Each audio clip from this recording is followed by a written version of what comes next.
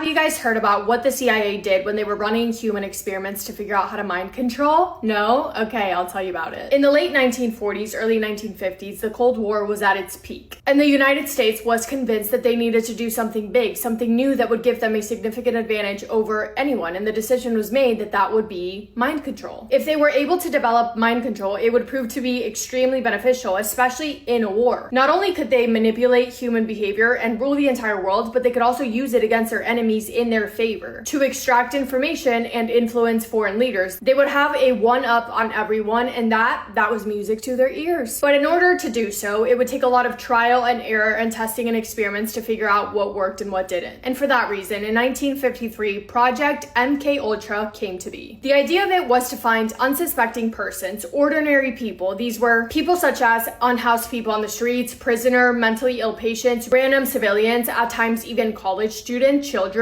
all unwilling participants to take and conduct human experiments on. The target audience was later described to be, quote, people who could not fight back. And the experiments and the tests, by the way, had no limits. They were physical, mental, emotional. This went on from 1953 into the 1970s for 20 whole years, and it took millions and millions of dollars to fund. These experiments would take place in a variety of places, such as universities, research foundations. There are even some reports of some of them having happened in prisons. And in case it wasn't obvious, this was a top secret operation by the CIA. By the way, it was secretly funded. The entire thing being led by Sidney Gottlieb, an American chemist. Sidney Gottlieb was determined to find ways to manipulate, break down, and completely erase human consciousness. He wanted to figure out how to completely destroy human mind in order to then build it back up the way that he wanted to. And some of the things they were trying out were specifically they were also doing electroshock and sensory deprivation. Let's talk about one specific person that was experimented on, just to give you an idea of how these things happened, even though it happened differently for everyone because there was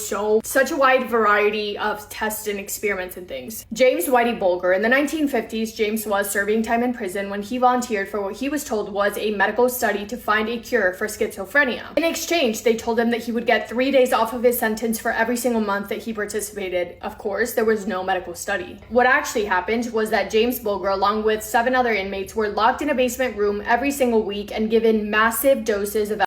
This is how James described it himself years later, quote, in minutes, the would take over, and about 8 or 9 men, Dr. Pfeiffer and several men in suits who were not doctors, would give us tests to see how we reacted. 8 convicts in a panic and paranoid state, total loss of appetite, hallucinating, the room would change shape, hours of paranoia and feeling violent. We experienced horrible periods of living nightmares and even coming out of the walls, guys turning to skeletons in front of me. I saw a camera change into the head of a dog. I felt like I was going insane. And while they were in this crazy, unstable state of mind, the supervising doctor would come in and start asking them leading questions such as, would you ever commit murder? What would you do? How would you do it? James experienced this more than 50 times, and prior to the experiments, he wasn't known to have murdered anyone. But after them, he is believed to have committed at least 11 murders. One of the jurors who convicted him in 2013 later on said that she regretted finding him guilty after finding out about everything that he was put through during MK Ultra. Information that his lawyers, for whatever reason, never brought up in trial. James was never the same person after this. He later wrote that the experiments completely destroyed his ability to sleep. He suffered nightmares, amongst other things, for the rest of his life. On a different occasion, Sidney Gottlieb decided not to test prisoners, but instead his own scientists that worked for him. He invited a group of them over to his house for, I think, some sort of dinner, and without their knowledge, he gave all of them.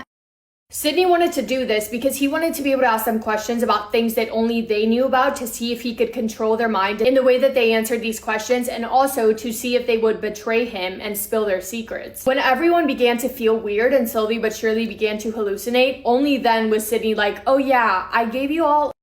Let's see what happens. One of the men at this dinner was Dr. Frank Olson. When the men realized what was going on, some of them handled it relatively well. 43-year-old Dr. Frank Olson was not one of them. Over the next 9 days after that night, Dr. Frank Olson felt like he was losing his mind. He told his wife that he had made a terrible mistake, but never explained what he meant. He was agitated, he was paranoid, he felt like he was in a permanent state of confusion. So much so that he went back to Sidney Gottlieb and he was like, man, I am losing it, I don't know what to do. And Sidney was like, okay dude, no worries, we'll take you to go see a doctor. So he flew to New York, checked into a hotel room, and got ready to work with a psychiatrist to work on how to get his mind back to a normal state. But then on November 28th of 1953 at 2:25 in the morning, he jumps out from the 13th floor. He couldn't take it anymore. The CIA's official story was ruling it an unaliving following a fatal nervous breakdown. And for 22 years, Frank Olson's family did not know that he had been under CIA supervision when he passed. The man in the hotel room with him, Robert Lashbrook, was another CIA chemist, later claimed that he was asleep when Frank went out of the window. But one report that I read said that Robert didn't leave the room. He didn't call the police. Instead, he made a phone call to an unidentified CIA contact and said he's gone. In 1975, the government paid Frank Olson's family $750,000 to avoid a lawsuit. There were also different kinds of experiments, for example, using electroconvulsive therapy, which is like electrical currents being passed through the brain. They were doing that, but about 30 to 40 times its normal power. They were putting mentally ill patients into comas for weeks or months at a time. They were recording patients talking about their biggest fears and then replaying those recordings over and over and over again. Like they would take that recording, put speakers all over the room, like in the ceilings of the room, even putting speakers inside of their pillows. So the patients would just have to listen to themselves in their own voice talking about their biggest fears over and over and over again for days nonstop. The goal was literally to destroy a human brain and then figure out how to build it back up and rewire it in order to be able to control it. It's so horrible. Patients who were subjected to these experiments and these projects suffered from all kinds of issues for the rest of their lives, even forgetting how to talk, forgetting family members' names, forgetting everything, because they were just left in this permanent state of delusion, basically. MK Ultra came to an end when the president at the time, Nixon, fired the CIA's Inspector General in 1973 for being disloyal. The CIA's Inspector General, Richard Helms, was Sidney Gottlieb's right-hand man. And now with him being fired, Richard realizes that he is a problem. He is one of the only people who knows the full scope of what Sidney Gottlieb was doing during MK Ultra. He knows that if those files ever become public, people would probably go to prison, possibly including him. So before leaving the office, Richard Helms calls Sidney Gottlieb in for a meeting and they make a decision: destroy everything. Destroy as much evidence as they possibly could. Sidney Gottlieb personally drives out to the CIA Records Center and orders the staff to destroy boxes and boxes and boxes of MK Ultra files. And we're talking about records from at least 150 separate sub-projects spanning over 2 decades, mind you. And I hate to say it, but it worked. Sort of. I mean, not everything was completely destroyed because obviously we have some information. That is how I told you what I just told you, but that's probably not even the tip of the iceberg of what really went down, which is so scary to think about. It was honestly kind of hard finding information on this because I feel like there's obviously a limited amount of information. So if you guys do know about this and you happen to have some information that I didn't mention, please comment it because I'm so curious and scared. But that is it from me today. Thank you for spending time with me today. Hope you guys are having the best day. If not, go do something to make it the best day, make somebody happy, and I will see you in my next video. Massive kiss on the forehead to every single one of you.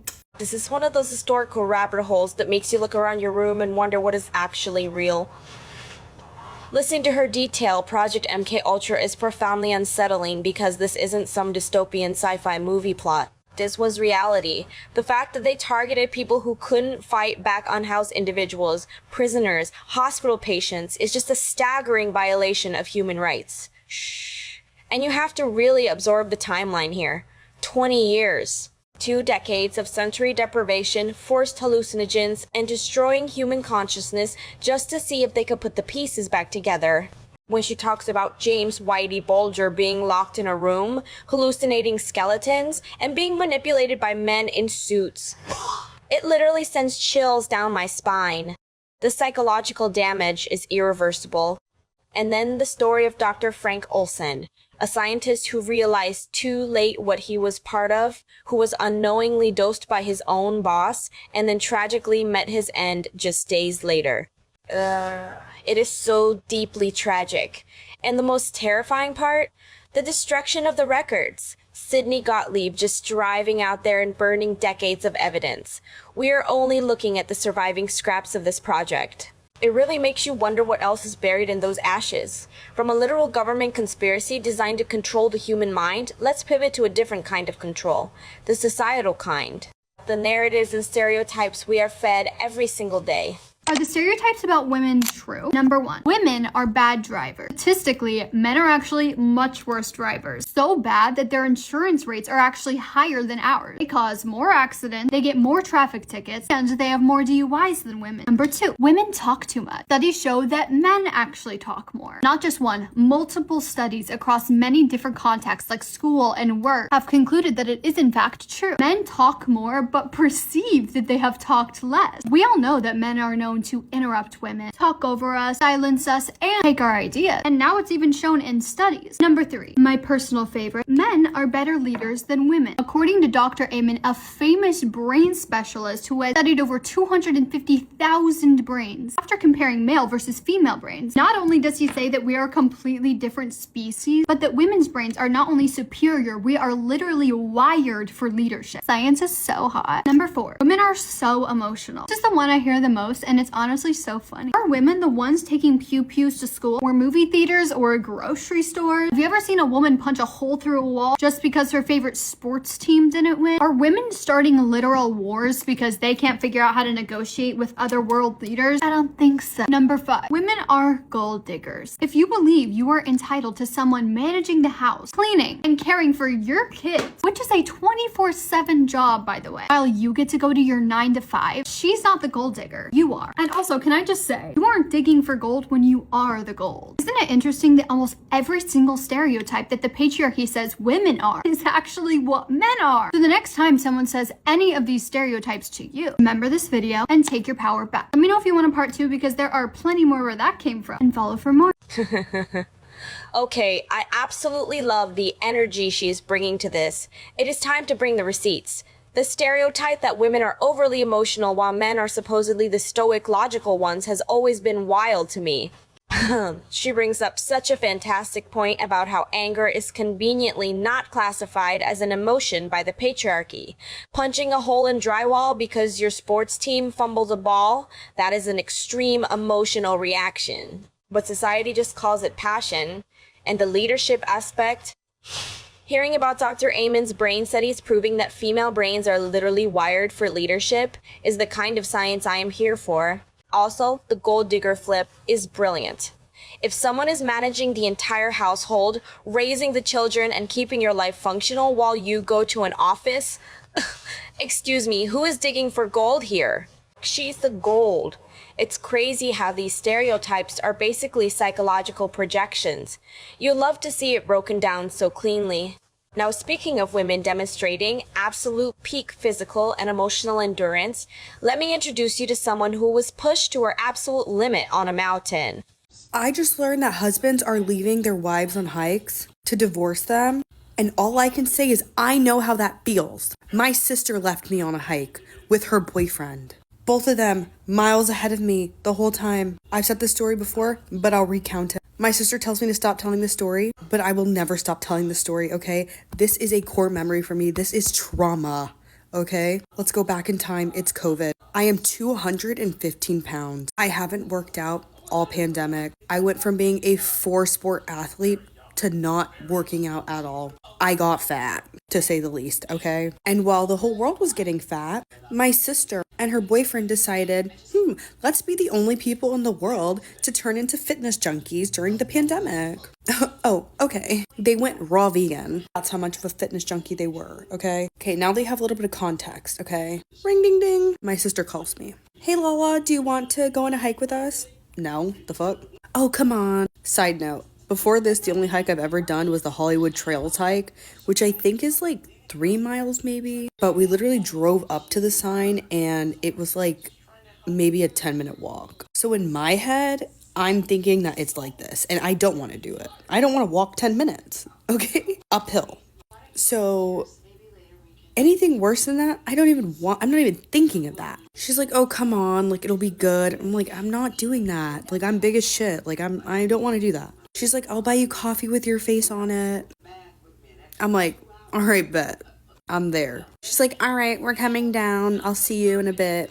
Okay, whatever. Eat dinner. I'm sleeping. She tells me to get my stuff ready for the next day. I do. She wakes me up.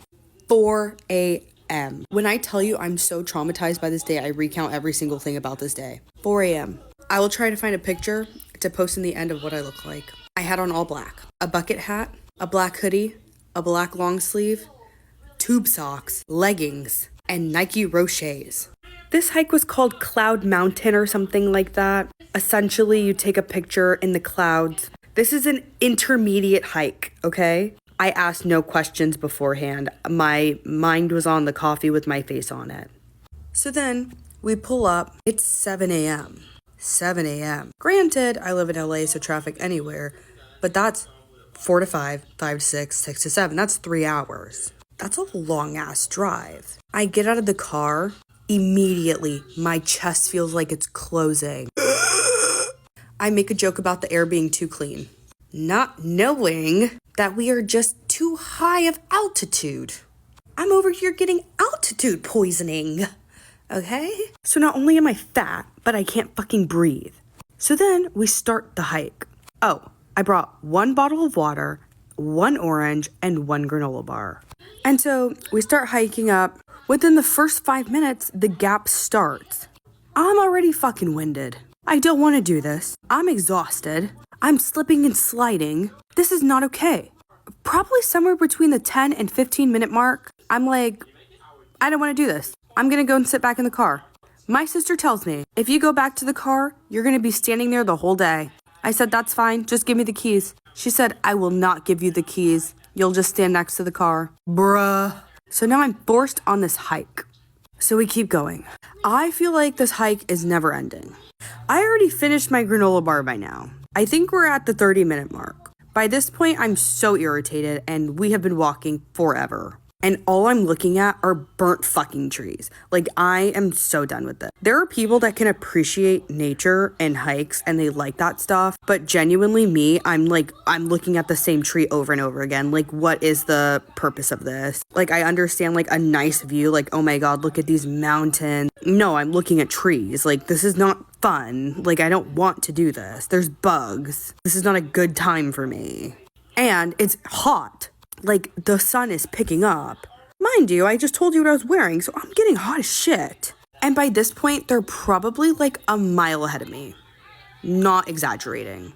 Like, they're so far away, I'm able to take this picture of them fully zoomed in. And we keep walking. And then there comes a point where my shoes are just not fit for the hike. And I fall. My tailbone hurts so bad and my hand is scraped and my wrist feels like it's broken. By this point, I'm pissed.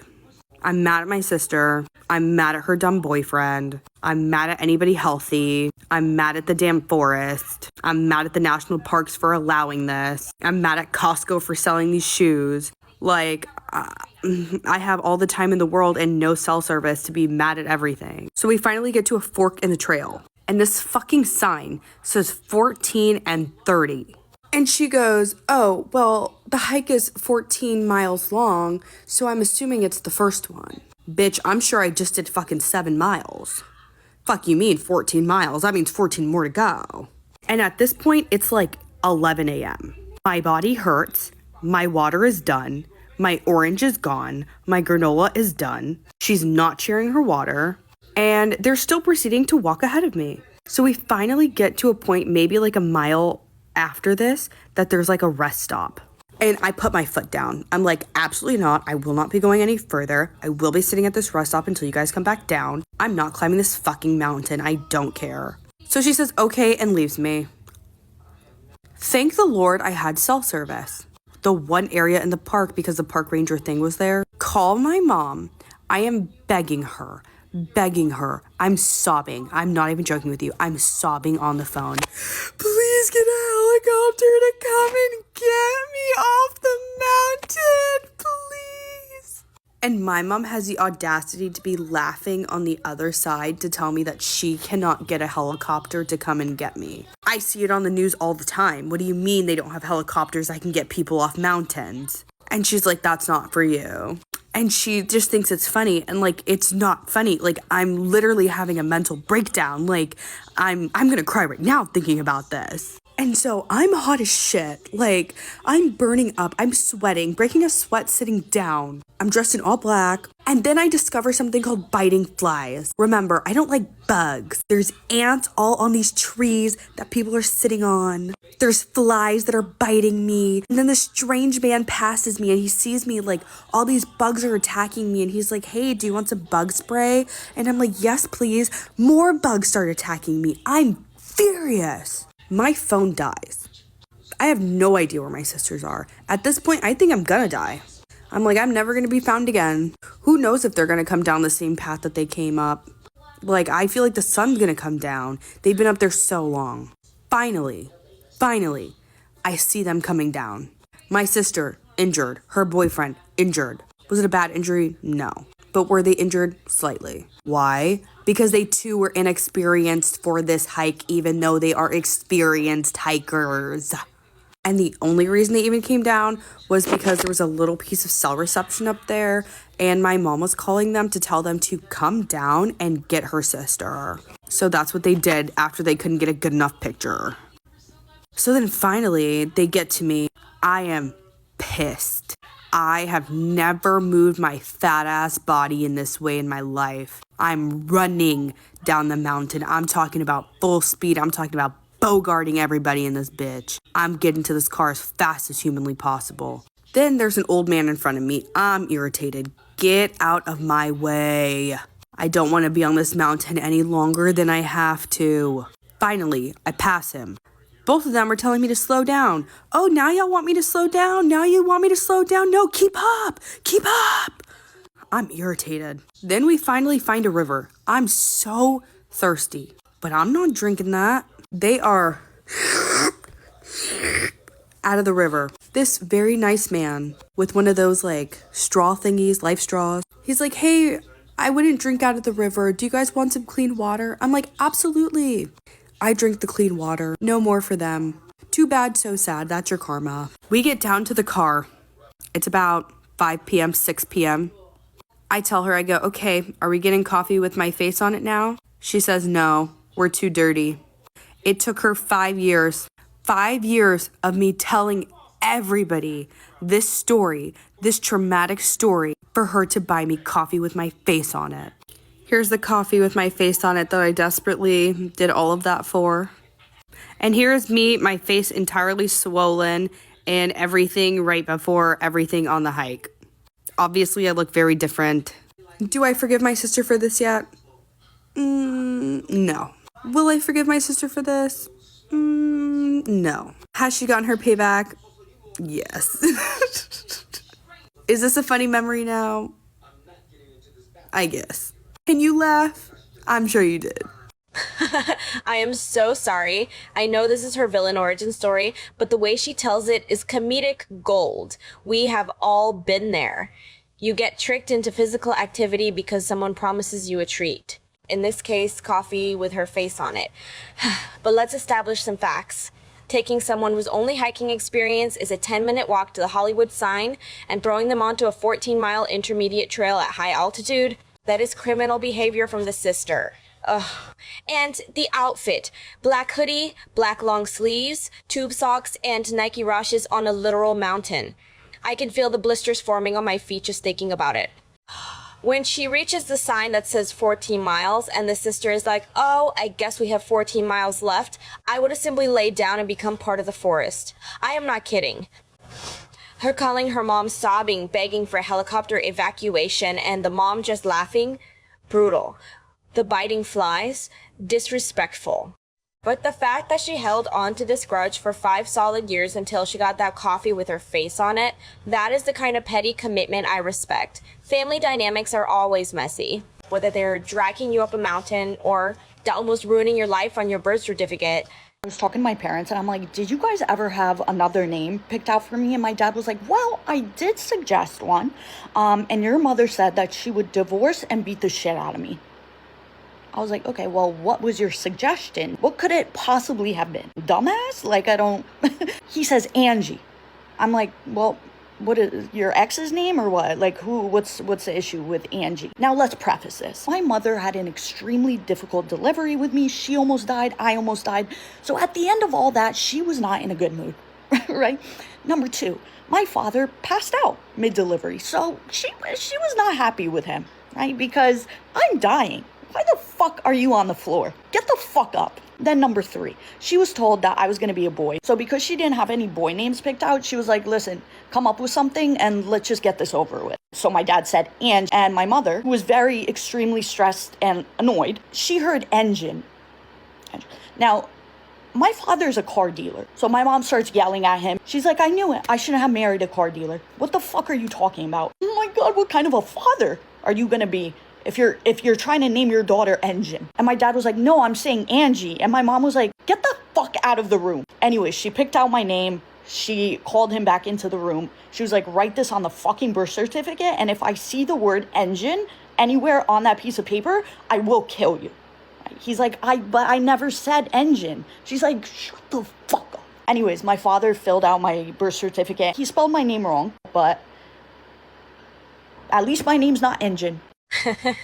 Short, sweet, and absolutely unhinged. This poor mother. Imagine the scene. You just survived a traumatic near-death delivery. Your husband passed out on the floor, which, by the way, zero help. You're exhausted. You thought you were having a boy, and you just tell him, pick a name. And in her stressed, exhausted state, she hears engineering. I cannot breathe. I shouldn't have married a car dealer. The last thing a sleep-deprived recovering mother is flawless. Obviously, the car dealer husband wants to name the baby Engine. The threat to divorce and beat him up over it is so real. I'm just glad he didn't actually write it on the birth certificate, even if he did misspell Angie. At least she isn't walking around introducing herself as a V8 motor. Honestly, navigating family trauma and physical exhaustion is hard enough. But what happens when you combine physical exhaustion, hormones, and pets who have decided to choose violence? Has anybody else been batshit fucking crazy this month with their hormonal cycle? Cycle or psycho? Yeah. Can I tell you a story? Lock the fuck in. So I have a man now.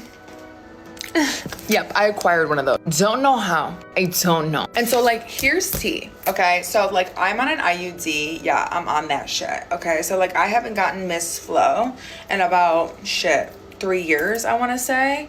And like, I don't really know what's going on sometimes. Sometimes I'm like, am I crazy because I'm crazy, or am I crazy because my hormones are like, fucking insane? But what I'm about to tell you was justified. And I think that you'll get it because, well, actually only women, okay? Truly and honestly, only a woman would get it. So I come home from work, right? I'm fucking exhausted, working 9 to 5. Now, I had warned my boyfriend that I am on Miss Flow and I might be a little fucking crazy. Did I say that I would be crazy? No, I said I would be sensitive and emotional. What I'm about to tell you is a form of literal psychosis. Like, I'm not like, see you next Tuesday type of energy. So he was pre-warned, okay? Pre-warned. He is ready for war. I come home from work. Actually, I'm driving home from work. I had ordered a pizza to my house to get delivered because there was going to be no waiting. I wanted that pizza at my door when I pulled up to my house. Now I tell him this. He's like, okay, I'm going to come to your house. I'm going to get the pizza. I'm going to bring it in your house and I'm going to let the dogs out for you. Is there anything else you would like me to do? I said, no, but that's so lovely and wonderful of you. He's already starting off so strong. You're wondering, how did this go wrong? Let me tell you. So I'm on the phone with him while I'm driving home when I realized I forgot to order a Coca-Cola with my pizza. Detrimental in my book. He goes, have no fear, babe. I'm gonna go to the gas station and get you one. Actually, matter of fact, I'm gonna get you two. I said, oh my goodness. You're obsessed with me and you're in love with me. Not only does he go to the gas station and get me 2 Coca-Colas, he gets me a present, some snacks, and then he had to go pick up something else for work. And he buys me a gift. He bought me a jacket, like a cute ass jacket that was reversible that he knew that I would be like, I could eat that bitch down. Like, I'm about to throw a fit. You know what I mean? That type of energy. He's got like 20 brownie points at this point, right? I come home. He's already at my house. He let the dogs out. He waited to eat the pizza with me. An additional 4 points. I get home. I'm exhausted. The dogs are on 10. I have to let them out an additional time because some of them get a little excited and start tickling all over the place. I can smell the fumes of the pizza. Okay, my stomach is a rumbling and a tumbling. I let the dogs out. I bring them back in. I have to feed them now. I only have one dog, but I'm watching my mom's dog. The dogs cannot eat together because they fight. So I can't even sit my ass down and eat the fucking pizza because I have to feed the dog. And when I feed them, I have to separate them. So that's like a 10-minute ordeal. They are now situated. I still cannot sit down. I gotta feed the cat, my cat. I'm feeding her. Upon me feeding her, the dogs are just about finished with their food. Now, unfortunately for you and I,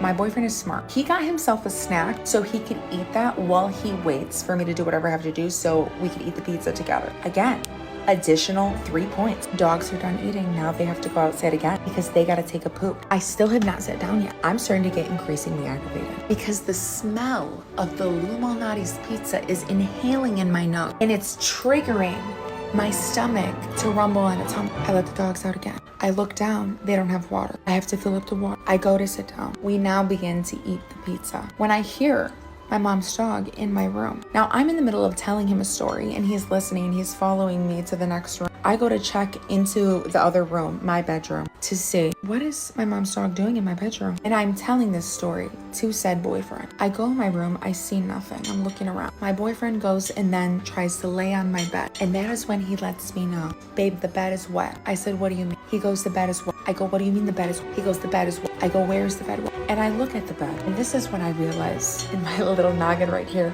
that one of the dogs has now peed on my bed. This is the start of the crash out. This is it. I go, the dog peed on my bed. He goes, yeah, I think the dog peed on your bed. I go, oh my gosh. I take a breath. I'm a healed woman. I go to walk into the bathroom to get cleaning supplies.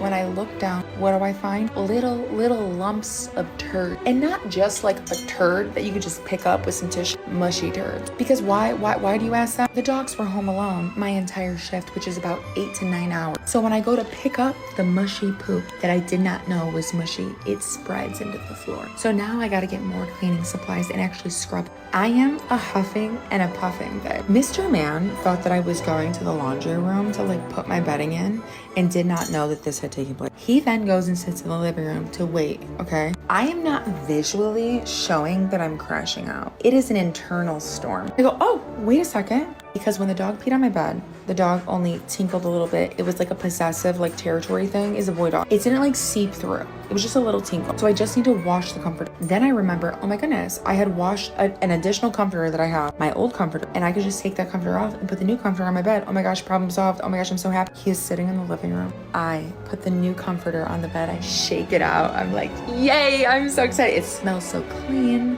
I put it on the bed. I turn my back. I turn my back for 2.5 seconds. I turn around and witness now my dog, Miss Molly May, jump on my bed and let it all, just a full bladder of just piss on my bed after I just let her out. I witnessed this. You can't stop her from peeing. What are you gonna do? Imagine being mid-pee. Imagine being mid-drunk pee and somebody like picking you up off the toilet. It like, are you gonna stop? No, you're just gonna pee everywhere. So I just let her pee. And what do you think happened? The pee seeped through my bed, into the sheets, into the, not the mattress, I have a mattress cover. So now I gotta take everything off the bed and wash everything. And now I have zero blanket. I freak the fuck out, okay? And this is where he went wrong, okay? He was sitting in the living room and he's looking. I'm crashing the fuck out. When I mean crashing the fuck out, I mean I hate my life. This is like, why would you do that? Get out of my room. Get out of my room. Get out right now. Out, everybody out. I close all the doors. I sit at the edge of my bed, just like this, actually. And I stare into the abyss, contemplating every life choice I've ever made. I want to cry, but it's like not there yet. You know what I mean? It's like not here. It's like all the way down here. So I'm like trying to force myself to cry because I like want it to come out, but like it's not coming out. So I'm at the edge of my bed like this. But like nothing's coming out. So it's like I look fucking insane. All the doors are closed in my room. Mr. Man is in my living room. This is when I decide, why are you not like coming to save me right now? Like, why, actually, I'm mad at you now because why is your silence so fucking loud? Actually, it is so fucking quiet in here. Your silence is actually deafening. But here's the thing though, like I had told him that like when I'm crashing out, like I need space. So like, do you know when you like are building something for like, I don't know, a toy that you got and it's like the directions say like, if the batteries aren't working, like change the batteries. It's like he read the directions and then it said change the batteries and he changed the batteries. And I'm like, what the fuck are you doing? You know what I mean? Like he's just following instructions. And so I'm like, actually, no, like this circumstance is so different. Ask me if I ate the pizza yet. No, I didn't. No, I fucking didn't. I take time to myself and I take several deep breaths, but my heart is, because every waking minute that went by that he did not say anything to me. Mind you, again, all the doors are closed in my room and I did not tell him anything that was happening, okay? Like he has no clue what the fuck is going on. I'm getting increasingly more angry.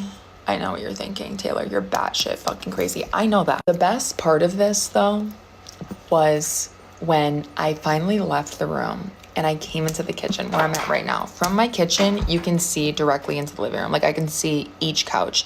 He is sitting on my couch in the living room. Like, holy shit, like what is going on? I sit down with daggers as eyes staring at him. And his first words to me were, take a moment to guess. Take a moment, please. Please take a moment. His first words to me were, hi. And he waved across the room like this. And I said, and I just stared at him. And then 10, maybe 15, like Mississippi seconds later, I look back up at him and he goes like this.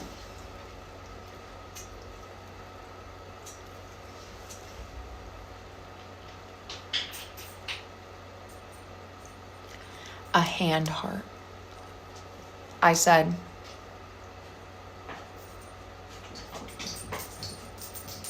to top it all off, when I took a bite of the pizza, it was ice cold.